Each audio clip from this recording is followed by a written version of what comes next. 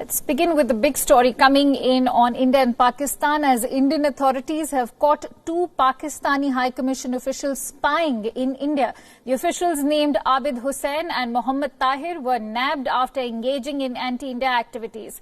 They used fake Indian identities to carry out espionage.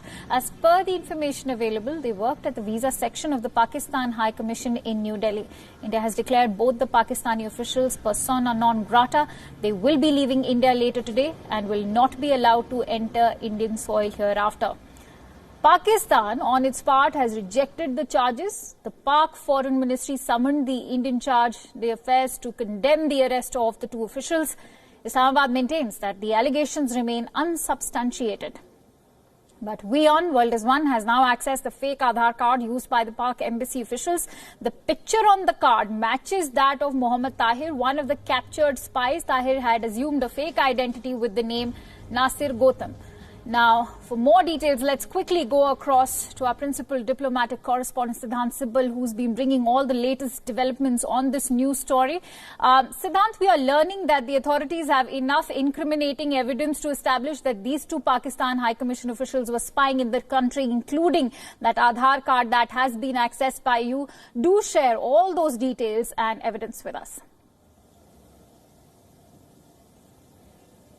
Well, yes, Akanksha, it's a major development when it comes to India-Pakistan relationship. Expelling each other's officials have happened in the past as well, but it comes at a time when the relationship is pretty frosty. So what happened exactly was on Sunday, on a tip of the Indian authorities had laid a trap and these two officials had reached a specific restaurant in Delhi's Karol Bagh area, where they were caught red-handed trying to get or source sensitive information from a specific person that was part of the entire plan. And then, of course, the Indian authorities nabbed both the person, and from them the Indian authorities recovered fake Aadhaar ID as well of a fake person, Nasir Gautam, who is a fake resident of Geeta Colony, which is an area in Delhi. So a lot of evidences the Indian government has got, and immediately the Indian authorities sprung into action. In fact, the Indian Ministry of External Affairs had given a démarche to the DHC of the Pakistani High Commission and told him that these kind of activities is something that India would not like to happen again. Of course, in the past as well, India has strictly asked the Pakistani High Commission not to engage in such kind of activities in 2016 as well. But again, there is a repetition this time around as well. Right. Now, since you mentioned the démarche, unlike in the case of Kulbhushan Jadhav, it's also important to talk about why these two Pak officials will not be put on trial.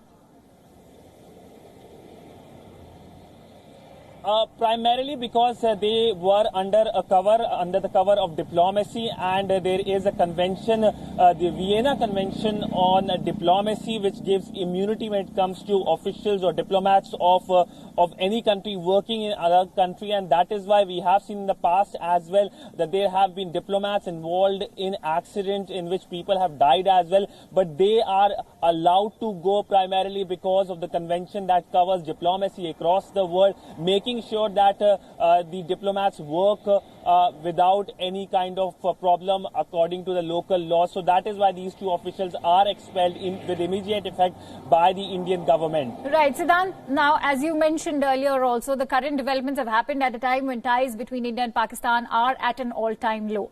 Pakistan continues to deny this incident. In fact, it's condemned the Indian action. However, this is not a first. Important to highlight what happened back in 2016.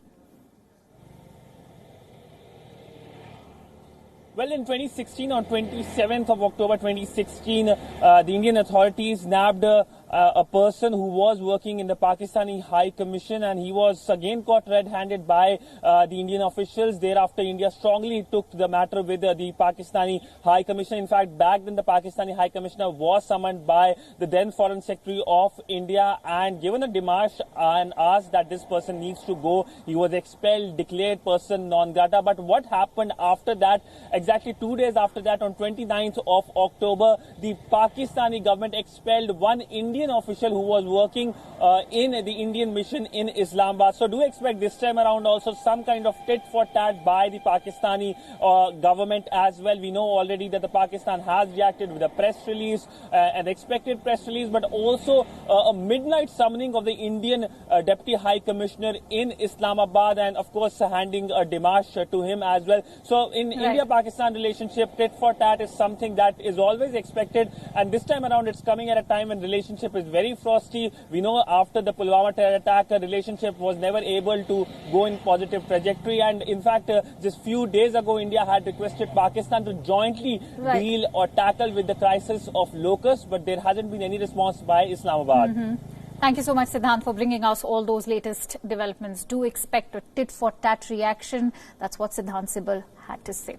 Now, mass protests have continued across the United States for the 6th consecutive night over the killing of an unarmed black man, George Floyd, at the hands of a white police officer in Minneapolis. Let's also get you some of the latest updates on what is happening currently in the United States. What began as a peaceful demonstration in Minneapolis has now transformed into a wave of outrage, sweeping a politically and racially divided nation. The map on your screen shows the extent of the demonstrations across the entire country. As you can see, both West and East Coast have been gripped by these protests. Minneapolis remains the epicenter. At least 40 American cities have imposed a curfew, with National Guard being called in 15 states and Washington, D.C. More than 2,564 people have been arrested in over 12 U.S. cities over the weekend. Protesters continue to demand for all officers involved in Floyd's death to be charged. Currently, only one officer, Derek Chauvin, who was the one kneeling on Floyd's neck, has been charged with third-degree murder. Let's begin with the capital of Washington, D.C. A nighttime curfew has been imposed on the capital, with Washington Mayor calling for the National Guard to support the police. Protests were focused in the center of the U.S. Capitol, just a few blocks away from the White House. Large fires were seen, with police firing tear gas and pepper spray.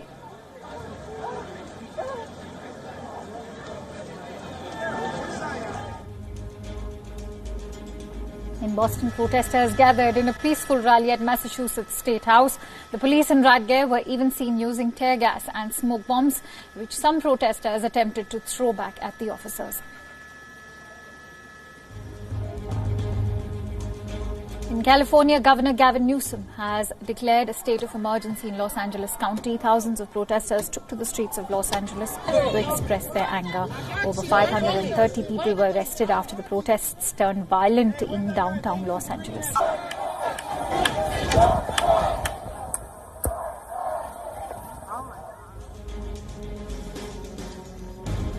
On the other side of the coast in New York, protesters staged a peaceful demonstration in Times Square, taking a knee in silence. The protest organizers urged the crowd to remain peaceful.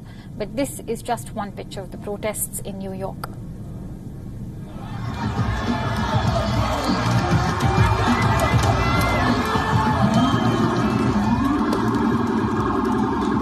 Police officers also showed solidarity with the protesters, kneeling in the middle of a road in the New York City. This move by the officers made the crowd break out in cheers.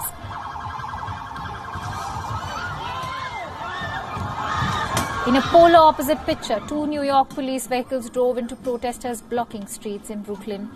The video on your screens show a police vehicle approaching the crowd with sirens blaring. Protesters were heard screaming, and some climbed onto one vehicle after it stopped.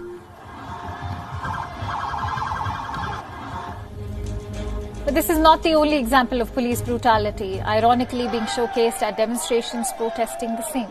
In Denver, a protester was shot with a pepper pellet while filming the police at a scene of protest.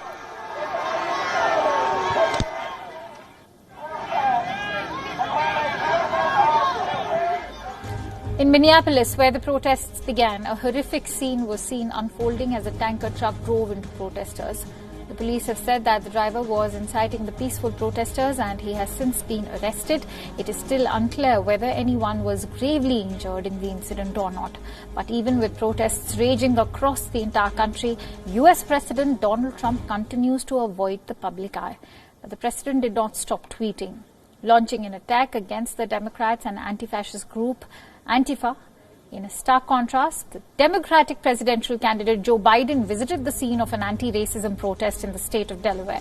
In a tweet, Biden says, and I quote, "We are a nation in pain right now, but we must not allow this pain to destroy us." The tweet shows a picture of him speaking to a black family at the cordoned-off site where protesters had gathered.